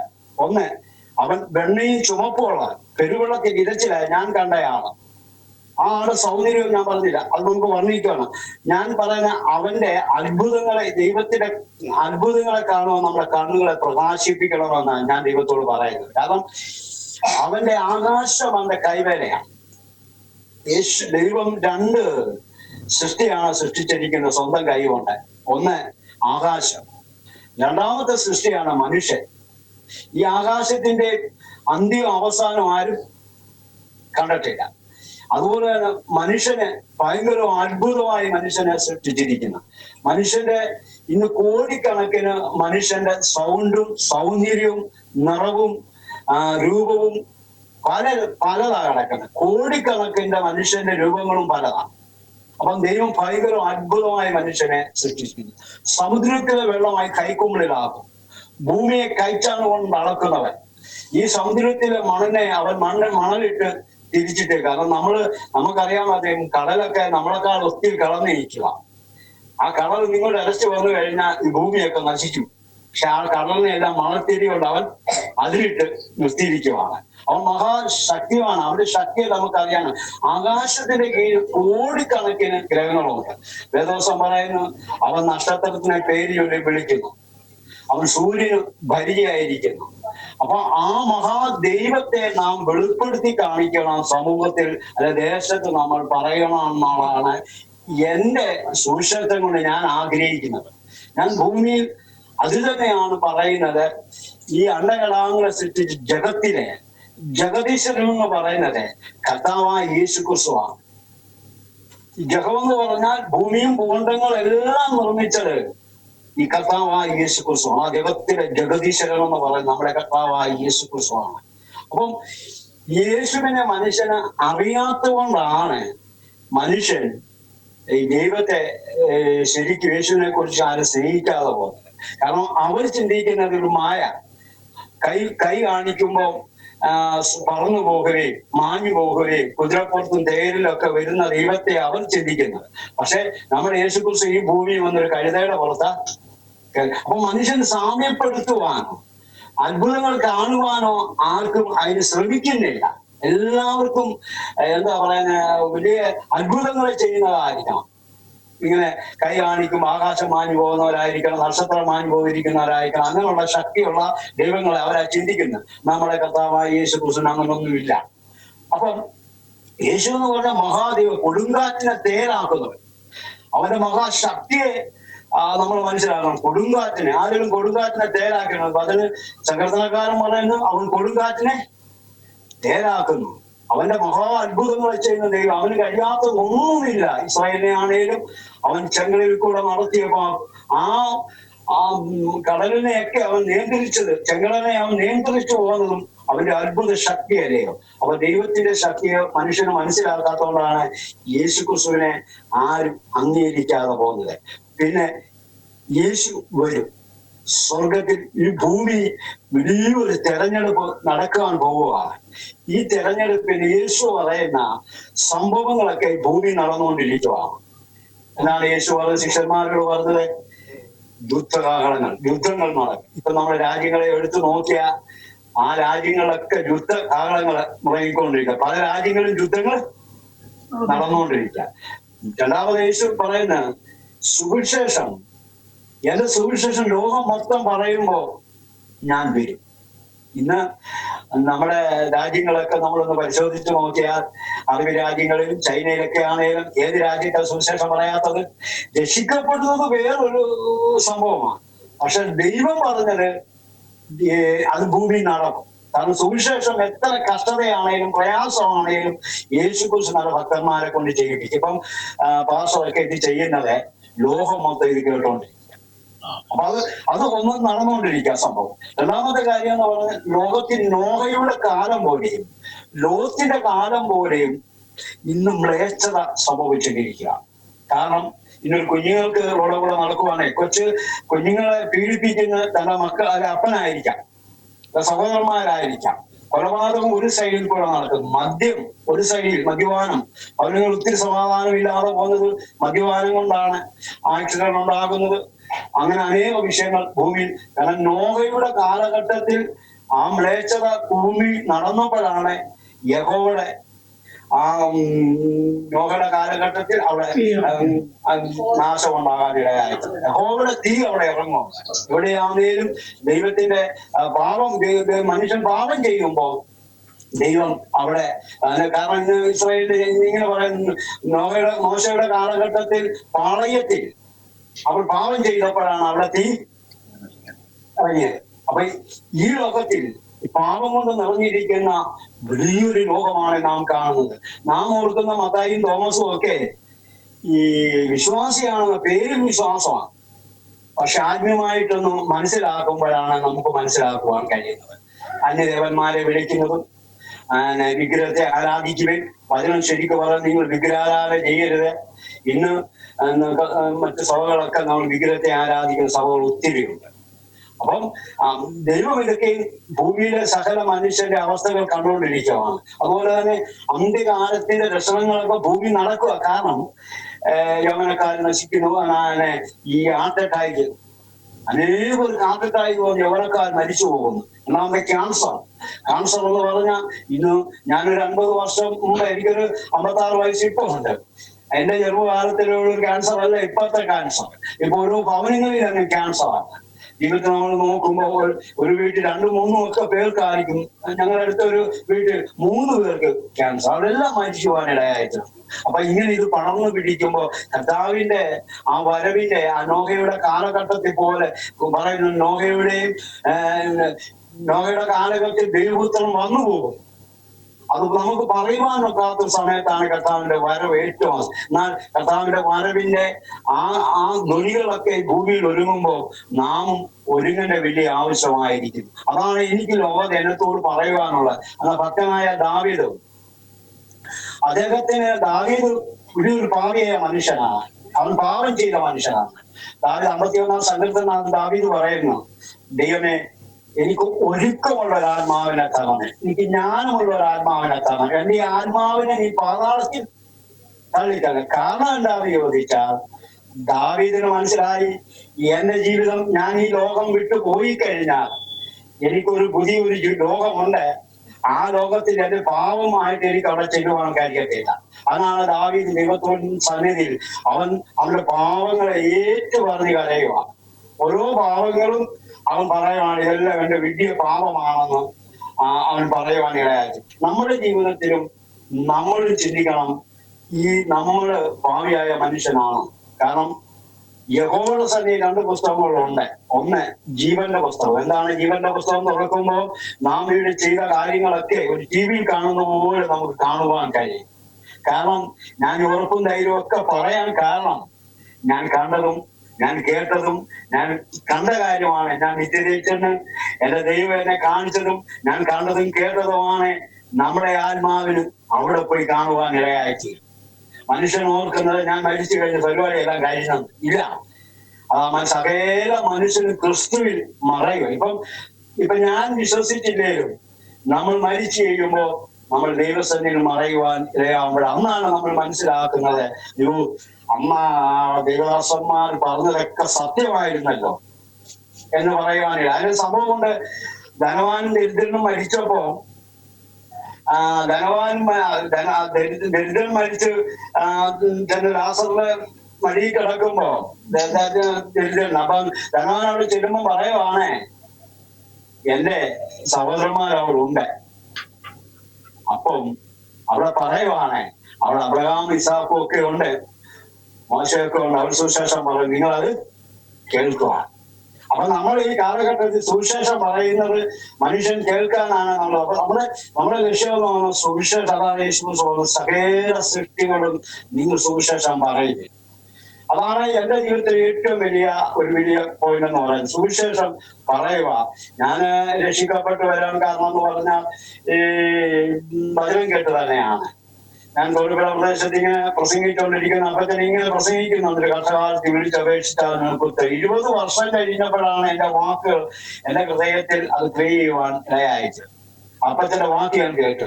ഈ ലോകത്തെ ദൈവങ്ങളെയൊക്കെ വിളിച്ചിട്ട് ആരും രക്ഷപ്പെടാ, യേശുവിനെ വിളിച്ച് കരഞ്ഞപ്പോ യേശു, അപ്പോഴാണ് മനസ്സിലായ യേശു ദൈവമാണ്. അപ്പൊ കഷ്ടകാലത്തിൽ നമ്മുടെ വചനം കേൾക്കുമ്പോ മനുഷ്യൻ ദൈവസന്നിധി വരുവാൻ ഈ വചനം അവരെ ക്രിയ ചെയ്യുകയും അവര് കുറച്ചു നാൾ കഴിയുമ്പോ അവര് ദൈവസന്നിധിയിലേക്ക് കടന്നു വരുവാനിടയായിത്തീരും. ഞാൻ ഈ സുവിശേഷ വേലക്കായി പല ഭവനങ്ങളിൽ പോയിട്ട് ചില വീട്ടിലൊക്കെ ചെന്നാൽ ഞങ്ങൾ വാക്കത്തി കൊണ്ട് വെട്ടാൻ വന്നിട്ടുണ്ട്. മദ്യം അടിച്ചു ഒരു വീട്ടിൽ ചെന്നപ്പോൾ അയാൾ വെട്ടാനായിട്ട് ഇറങ്ങി. ഞങ്ങൾ പിന്നെ അവിടെ നിന്ന് സുശേഷൊക്കെ പറഞ്ഞ ഒരു പ്ലാനിലൊക്കെ പോകുന്നു. പക്ഷെ ആ പറഞ്ഞത് അയാൾക്ക് ക്രിയ ചെയ്ത് ഞാൻ 1 മാസം കഴിഞ്ഞപ്പം ആള് വലിയൊരു രോഗിയായി മാറി. അയാൾ ഇപ്പം വലിയൊരു വിശ്വാസിയായി മാറുകയാണ്. എന്നെ ഒന്ന് കെട്ടിപ്പിടിച്ചു. പക്ഷേ ക്ഷമിക്കണം, ഞാൻ അന്ന് പറഞ്ഞു എനിക്ക് പുള്ളിയൊന്നും മനസ്സിലാകുന്നില്ല. ഞങ്ങളിങ്ങനെ ദിവസവും ഇങ്ങനെ വീടുകൾ കയറുന്നോണ്ട് ഈ പുള്ളി എനിക്കറിയത്തില്ല. ഞാൻ മരിച്ച വീട്ടിൽ ചെന്നപ്പോഴാണ് ഇതൊക്കെ എന്നെ കെട്ടിപ്പിടിക്കുകയും എന്നോട് പറഞ്ഞു എന്നോട് ക്ഷമിക്കണം, അന്ന് ഞാൻ വാക്കത്തേക്ക് എടുത്തില്ലേ, ഇത് വലിയൊരു രോഗമായി തീർന്നു, ദൈവത്തിന് പിടിപ്പിച്ച് എന്റെ കുടുംബമെല്ലാം ഞാനിപ്പം പുള്ളി യാക്കോക്കാരനായിരുന്നു, ഞാനിപ്പം നെല്ലിക്കോസിലൊക്കെ പോകുന്നുണ്ട്, ഞാൻ ദൈവത്തെ ആരാധിക്കുന്നു. പക്ഷേ നല്ലതാ ഇങ്ങനെ ഓരോരുത്തരും ദൈവം പിടിപ്പിക്കും. അപ്പം ഒത്തിരി കഷ്ടതയും പ്രയാസങ്ങളും ഞങ്ങൾ അനുഭവിച്ചുകൊണ്ട് പോകുന്നു. പരിശീലനത്തിനൊക്കെ പ്രസംഗിക്കുമ്പോൾ അവിടൊക്കെ വലിയ വിഷയങ്ങളൊക്കെ ഉണ്ടാകും. അതൊന്നും ഞങ്ങൾ സാധമാക്കുന്നില്ല. ഈ പരിശോധനയൊക്കെ പോകുമ്പോൾ പ്രശ്നങ്ങളൊക്കെ ഉണ്ടാകുമ്പോ അങ്ങനെയുള്ള 1-2 കാര്യങ്ങളൊന്ന് പറയാമോ? എന്തെങ്കിലും പ്രത്യേകം ഉണ്ടെങ്കിൽ ഒന്ന് പറയാമോ? ഞങ്ങൾ പരിശോധന ചില സ്ഥലങ്ങളിൽ പറയും പരിശോധന നടത്താൻ പാടില്ലെന്ന് പറയും. അങ്ങനെ പലയിടത്തും നടത്തിയിട്ടുണ്ട്. അപ്പൊ ഞങ്ങൾ പറയും ഞങ്ങൾക്ക് ഇന്ത്യയിൽ തന്ന ഭരണഘടന അനുസരിച്ചാണ് ഞങ്ങൾ പരിശോധന. അപ്പൊ അവരാളും കൂടും. നമ്മളിപ്പോ പരിശോധനയൊക്കെ പോകുന്നെന്ന് പറയുന്നത് 2-3 പേരെയൊക്കെ നമ്മൾ ചെല്ലുന്നുള്ളല്ലോ. അവിടെ നമ്മളൊരു സംഘർഷം ഉണ്ടാക്കാനല്ലല്ലോ നമ്മൾ ചെല്ലുന്നത്. അപ്പൊ ഞങ്ങൾ പറയും ഞങ്ങളുടെ അനുഭവ സാക്ഷ്യം പറയാനാണ്. നിങ്ങൾക്ക് ഉണ്ടെങ്കിൽ കേൾക്കാം, അത് വേണ്ട. പലയിടത്തും അങ്ങനെ പറഞ്ഞു വിട്ടിട്ടുണ്ട്. അതിന് ഞങ്ങൾ ഇങ്ങനെ പോരും. കാരണം നമ്മൾ എതിർപ്പായിട്ടല്ലല്ലോ നമ്മൾ പറയാനായിട്ട് ചെയ്യുന്നത്. അങ്ങനെ സുവിശേഷം പറഞ്ഞ് ഞങ്ങൾ ഇങ്ങനെ പോരും. പക്ഷെ നമ്മൾ അവിടെ എതിർക്കുമ്പോൾ തന്നെ ദൈവം അവിടെ പിന്നെ 2 ആഴ്ച കഴിയുമ്പോൾ അവിടെ 10 ആളെ കൊണ്ട് പ്രസംഗിക്കും. നമ്മൾ വേറെ ആൾ വന്ന് അവിടെ പ്രസംഗിച്ചുകൊണ്ടിരിക്കും. അതിനകത്തൊന്നും ഞങ്ങൾ ഭാരപ്പെടുന്നൊന്നുമില്ല. അപ്പൊ അങ്ങനെയൊക്കെയാണ് ഞങ്ങൾ അങ്ങനെയൊക്കെ ചെയ്തു പോവാണ്. സുവിശേഷ വേല എന്ന് പറഞ്ഞാൽ എനിക്ക് ഒരു ആത്മഭാരമാണ് എന്റെ ഹൃദയത്തിൽ. എന്ന് വെച്ചാൽ യേശു ഇപ്പൊ ഒരു 90 വയസ്സുള്ള ഒരു അമ്മച്ചാണേലും അപ്പച്ചനാണേലും എന്തുകൊണ്ട് ഇത്രമാണ് യേശു വരാത്ത കാരണം എന്താന്ന് വെച്ചാൽ അത് നമ്മൾ ചിന്തിക്കണം. യേശുവിനെ ആരും വിശ്വസിക്കുന്നില്ല, യേശുവിനെ അംഗീകരിക്കുന്നില്ല. യേശു ദൈവമാണെന്ന് അത് സമ്മതിച്ചത് ഞാൻ ക്രിസ്ത്യാനി ആയിട്ട് ഞാൻ അംഗീകരിച്ചിട്ടില്ലായിരുന്നു. പക്ഷെ ഞാനിത് കാണുകയും കേൾക്കുകയും എന്റെ ജീവിതത്തിൽ അനുഭവം വന്നപ്പോഴാണ് എനിക്ക് ശരിക്കും മനസ്സിലായി യേശു ക്രിസ്തു ദൈവമാണ്. നമ്മൾ പല ആൾക്കാരോട് ചെന്ന് പറയുമ്പോൾ അവര് ഇത് തള്ളിക്കളയുക. അപ്പൊ ഞാൻ പറഞ്ഞു നിങ്ങൾക്ക് ലാസ്റ്റ് ഇത് മനസ്സിലാക്കും പറ്റും. കാരണം അവർ പിതാക്കന്മാർ സേവിക്കുന്നത്, ഇപ്പൊ അവർ പിതാക്കന്മാർ ഏതെങ്കിലും സേവിക്കുന്നത്, അത് സേവിച്ച് തന്നെ ഇവര് പോകും. അപ്പൊ ഞാൻ പല പരിശോധനയും പറയും, നിങ്ങൾ പിതാക്കന്മാർ സേവിക്കുന്നത് നിങ്ങൾ സേവിക്കരുത്. നിങ്ങൾ ഈ ആകാശവും ഭൂമിയും നിർമ്മിച്ച ദൈവത്തെ അന്വേഷിക്കണം. ദൈവം ആര്? ആ ദൈവത്തെ അന്വേഷിക്കുമ്പോഴാണ് ഈ ദൈവത്തെ കണ്ടെത്തുവാൻ. നമ്മൾ പിതാക്കന്മാർ ജയിച്ചു. ഞാൻ പറയാറോട് സംസാരിക്കുമ്പോൾ അവർ പറയും ഞങ്ങൾ അപ്പൻ വെള്ളമടിക്കും, ഞാൻ വെള്ളമടിക്കും. ഞങ്ങളപ്പൻ ഹിന്ദു മതത്തിലെ മറ്റു മതത്തിലാ, ഞങ്ങൾ ആ മതത്തിൽ തന്നെ നിൽക്കുക, ഞങ്ങൾക്ക് വേറെ ഒന്നും. പക്ഷെ ഈ ദൈവത്തെ ഇവർ അന്വേഷിക്കുന്നില്ല. ദൈവം ആരെന്നുള്ളത് ഈ ദൈവത്തെ അന്വേഷിക്കുമ്പോഴാണ് ദൈവത്തെ കണ്ടെത്തുവാൻ പറ്റും. അപ്പൊ ഞാൻ പറയും നിങ്ങളൊന്ന് വിളിച്ചപേക്ഷിക്കും. രോഗമാണെങ്കിൽ നിങ്ങളൊന്ന് വിളിച്ചൊന്ന് ഹോമിക്ക് കഴിയാത്തവൻ എന്തെങ്കിലും ഉണ്ടോ? അപ്പൊ ഒന്ന് നിങ്ങളൊന്ന് വിളിച്ചു കാര്യം എന്നാലും മരിച്ചാൽ വിളിക്കത്തില്ല. അതവരെ അവർ തന്നെ ഞങ്ങൾ സേവിച്ചിരിക്കും. അതിനകത്ത് ഞങ്ങൾക്ക് മാറ്റമൊന്നുമില്ല എന്ന് പറയാനിടയായിട്ട് അങ്ങനെ ഇപ്പൊ സുവിശേഷ വേലയായിട്ട് ദേശത്തിന്റെ എല്ലാ ഭാഗങ്ങളും ഞാൻ മരിച്ചെടുത്താന്നേലും എന്നെ വിളിച്ചാൽ ഞാനിപ്പം മരിച്ചെടുത്താന്നേലും എനിക്ക് ഈ വാക്ക് പറയാനുള്ള യേശു വരാൻ പോകും. സ്വർഗത്തിലെ അവകാശം കുറവാണ്. അങ്ങനെ പിന്നെ സഭകളിലാണേലും ഇപ്പൊ സഭയായിട്ട് പ്രവർത്തിക്കാൻ ഇങ്ങനെ നടക്കുവാണ്. പിന്നെ ഇടയ്ക്ക് എല്ലാം പരിശോധന നോക്കും. അതാണ് എന്റെ ഏറ്റവും വലിയ വിഷയം എന്ന് പറയുമ്പോ പരിശോധന നടത്തുക, പൗരസംരക്ഷണം നടത്തുക. പൗരസംരക്ഷണം ഇപ്പം വീടുകളൊന്നും കയറുവാൻ പറ്റത്തില്ലല്ലോ. അതുകൊണ്ട് കൂടുതലും ഞങ്ങൾ പരിശോധനത്തിന് വേണ്ടിയാണ് ഞങ്ങൾ പോയിക്കൊണ്ടിരിക്കുന്നത്. ദീർഘസമയം പ്രാർത്ഥിച്ചിരിക്കും. എന്റെ കൂടെ ദാസിയും വരും പരിശോധനായിട്ട് എങ്ങനെ ഞങ്ങളിങ്ങനെ പോയിക്കൊണ്ടിരിക്കുകയാണ്. കുഞ്ഞുങ്ങളൊക്കെ എന്ത് ചെയ്യുന്നു? മൂത്ത മോളെ കല്യാണം കഴിച്ചു, അവർക്ക് 3 പിള്ളേരുണ്ട്. രണ്ടാമത്തെ മോനാണെങ്കിൽ ഒരു ചെറിയൊരു വണ്ടിയൊക്കെ ഓടിക്കൊണ്ട് ഞാൻ നടക്കുന്നു. മൂന്നാമത്തെ കുടുംബസ്ഥനാണോ? രണ്ടാമത്തെ മോൻ കുടുംബസ്ഥനായോ? ഇല്ല, മൂത്ത മോളെ ആയിട്ടുള്ളൂ. മോൻ 24 വയസ്സായിട്ടുള്ളൂ. ഓക്കെ. വേറെ അവൻ 10-18 വയസ്സായുള്ളൂ. അവൻ ഐറ്റിലൊക്കെ പോയിക്കൊണ്ടിരിക്കുക. Okay okay. അപ്പം ഈ കർത്താവിന്റെ വേല ചെയ്യുന്നത് നമ്മൾ നേരത്തെ സംസാരിച്ചപ്പോ പറഞ്ഞിരുന്നു, സ്വന്തമായി ജോലി ചെയ്താണ് കർത്താവിന്റെ വേല ചെയ്യുന്നത്. അതെ, ജോലിക്കൊക്കെ പോകും. എന്ത് വർക്കാണ് ചെയ്യുന്നത്? ഇപ്പൊ ചെയ്യുന്നത് പെയിന്റിങ്ങിന്റെ പണിയൊക്കെയാണ്. അപ്പൊ ഈ പെയിന്റിങ്ങിന് പോയി കിട്ടുന്നതായ പൈസയാണ് കർത്താവിന്റെ നാമത്തിന് വേണ്ടി നമ്മള് നമുക്ക് എന്നും ഒത്തിരി പണിയൊന്നുമില്ല, വല്ലപ്പോഴും ഒക്കെ കിട്ടുന്ന പണി കൊണ്ടാണ്. ഇപ്പൊ ഞാനൊരു പരിശോധന നടത്തുവാണെങ്കിൽ എനിക്കാരും സ്പോൺസറില്ല. അപ്പൊ ഞാൻ എന്റെ കൂടെ 2-3 പാസ്റ്റർമാരൊക്കെ എന്റെ കൂടെ വരും. അവർക്ക് ആഹാരം രാവിലത്തെ കാപ്പി ഉച്ചക്കത്തെ ഊണ് പോകാൻ നേരത്ത് ചിലപ്പോൾ 1000 കൊടുക്കും, ചിലപ്പോൾ 500 കൊടുക്കും. നമ്മുടെ സാമ്പത്തികം അനുസരിച്ച് അവർക്ക് ഞങ്ങൾ കൊടുത്തോണ്ടിരിക്കും. അതിനുള്ള സാമ്പത്തികം എന്റെ ഇല്ല. ദൈവം തരുന്നത് ദൈവനാമത്തിന് വേണ്ടി ചെലവാക്കിക്കൊണ്ടിരിക്കുക. ഇപ്പോഴും അങ്ങനെ ചെയ്തുകൊണ്ടിരിക്കുന്നു. ഓക്കെ. അപ്പൊ ഇങ്ങനെ മൈക്ക് സെറ്റും കാര്യങ്ങളും ഒക്കെ ഉണ്ടോ? മൈക്ക് സെറ്റ് ഒന്നും ഇല്ല. അപ്പൊ നമ്മളിങ്ങനെ ചോദിക്കും സെറ്റൊക്കെ തരണമെന്നൊക്കെ പറയും. നമ്മുടെ കൂട്ടുകാരിലൊക്കെ ഉള്ള സെറ്റൊക്കെ എടുക്കും ഞങ്ങൾ. അപ്പം മൈക്ക് സെറ്റും ആംപ്ലിഫയറും ഒന്നും ഇല്ല. അച്ഛാ, ആരുടെയും ഇങ്ങനെ നമ്മള് പരിശോധന പോകുമ്പോ ആരുടെയും കൈ നമ്മൾ വാങ്ങിച്ചോണ്ട് പോകും. നമുക്ക് സ്വന്തമായിട്ടില്ല. ആട്ടെ, കർത്താവ് സ്വന്തമായിട്ടൊരു മൈക്കും ആംപ്ലിഫയറും അതിന്റെ കാര്യങ്ങളും ഒക്കെ ദൈവം തന്ന ആ ഒരു ദർശനം പിന്നെയും അതിൽ തന്നെ മുന്നോട്ട് പോകുവാൻ വേണ്ടുന്ന എല്ലാ വഴികളും കർത്താവ് അവിടുന്ന് ഒരുക്കി തരട്ടെ. ഈ ഒരു കത്തോലിക്ക കുടുംബത്തിലെ ജനിച്ച് വളർത്തപ്പെട്ടു, യേശുക്രിസ്തുവിനെ ചുംബിക്കൊണ്ട് നടക്കുന്ന ഒരു വ്യക്തിയായിരുന്നു ഒരു കാലത്ത്. പക്ഷേ ആ യേശുവിനെ യഥാർത്ഥമായിട്ടും അറിയുവാൻ ഇടയായി തീർന്നില്ല. എന്നാൽ ദൈവത്തിന് ആവശ്യമുണ്ട് എന്ന് മനസ്സിലായി കഴിഞ്ഞപ്പോൾ ദൈവം ഒരു നല്ല ദർശനത്തിലൂടെ ജീവനുള്ളൊരു ദൈവമുണ്ട് എന്ന് പ്രിയ ജോൺസൺ ബ്രദറിനെ ദൈവം അറിയിക്കുവാൻ ഇടയായി തീർന്നു. രോഗങ്ങളും പ്രയാസങ്ങളും ഒക്കെ ജീവിതത്തിൽ കടന്നു വന്നു എങ്കിലും അതിൽ നിന്നെല്ലാം വലിയവനായ ദൈവം വിടുവിച്ച് ഇന്നും കർത്താവിനെ വേണ്ടി കേരളത്തിന്റെ പ്രദേശങ്ങളിൽ എന്നാലാവോളം ഇന്നും അധ്വാനിക്കുന്നു. എന്നാൽ സ്വന്തമായിട്ട് അധ്വാനിച്ച് കർത്താവിന്റെ വേലയ്ക്ക് വേണ്ടി ചുമല് കൊടുക്കുമ്പോൾ അതിൻ്റെതായ ചില ബുദ്ധിമുട്ടുകളും പ്രയാസങ്ങളും ഒക്കെ തന്നെ നേരിടുന്നുണ്ട്. അത് ഒരു മൈക്ക്, ഒരു ആംപ്ലിഫയർ, ഇതൊക്കെ തന്റെ ജീവിതത്തിൽ ആവശ്യമാണ്. നാം സേവിക്കുന്ന ദൈവം ആർക്കും കടക്കാരനല്ല. ഞാൻ പറയുന്നത് കർത്താവ് നമുക്ക് വേണ്ടി ഒരു നല്ല വഴി ഒരുക്കട്ടെ, നല്ല വാതിലുകൾ തുറക്കട്ടെ. ദൈവസന്നിധി നമുക്ക് പ്രാർത്ഥിക്കാം. എൻ്റെ ദാസനെയും കുടുംബത്തെയും പിന്നെയും കേരളത്തിൽ ദൈവം അയക്കുന്ന ഓരോ കവലകളിലും, ഓരോ വീടുകളിലും, ഓരോ വ്യക്തികളുടെ മേലും ദൈവം ഉപയോഗിക്കട്ടെ. സ്വർഗീയപിതാവേ, അങ്ങയുടെ നാമം വാഴ്ത്തപ്പെടട്ടെ. പ്രിയപ്പെട്ടതിലൂടെ കേൾപ്പിച്ച തന്റെ ജീവിത അനുഭവങ്ങളും ആ സ്വർഗീയ ദർശനങ്ങൾക്കുമായി സ്തോത്രം.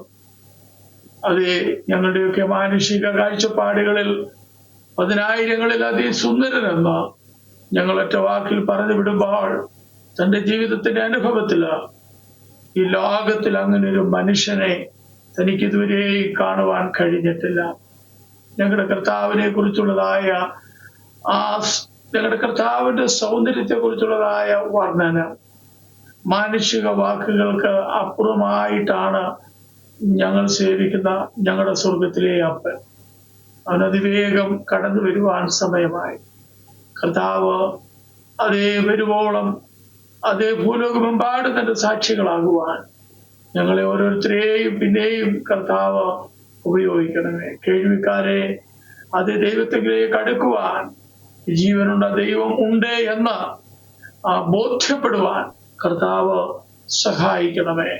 ഒരു മനുഷ്യൻ സർവ്വലോകം നേടിയാലും അവന്റെ ആത്മാവ് നഷ്ടമായാൽ അവൻ എന്താ പ്രയോജനം? കർത്താവെ, നഷ്ടമായി പോകാതെ വണ്ണം കർത്തൃസന്നിധിയില് സകല മനുഷ്യരെ ചെന്നെത്തുവാനുള്ള മുഖാന്തരങ്ങളെ ദൈവം ഒരുക്കണമേ. പകലുള്ളിടത്തോളം അങ്ങയുടെ വേല ചെയ്യുവാൻ ഞങ്ങളെല്ലാവരെയും കർത്താവ് ഇനിയും ഉപയോഗിച്ചാട്ടെ. ദാസനെയും കുടുംബത്തെയും ദൈവം ഉപയോഗിച്ചാട്ടെ. ദാസിക്കായി സ്തോത്രം. ദാനമായി കൊടുത്ത കുഞ്ഞുങ്ങൾക്കായി പ്രാർത്ഥിക്കുന്നു. കർത്താവരെ എല്ലാം കർത്താവ് അനുഗ്രഹിക്കണമേ. എന്റെ ദാസന് കൊടുത്തിരിക്കുന്ന ഉപജീവന മാർഗത്തിനായ സ്തോത്രം. ദൈവം അതിനെ അനുഗ്രഹിക്കണമേ, ദൈവകൃപ കൊണ്ട് കാക്കണമേ. ദാസനെ കുടുംബത്തെ ദൈവകരങ്ങൾ ഏൽപ്പിച്ച് പ്രാർത്ഥിക്കുന്നു. ഇത്രത്തോളം സമയം അവിടുത്തെ സന്നിധിയിലിരിക്കുവാൻ ഞങ്ങളെ സഹായിച്ചല്ലോ. യേശു കർത്താവിന്റെ നാമത്തിൽ ചോദിക്കുന്നു, ദയ തോന്നി കേൾക്കുമാറാകണമേ.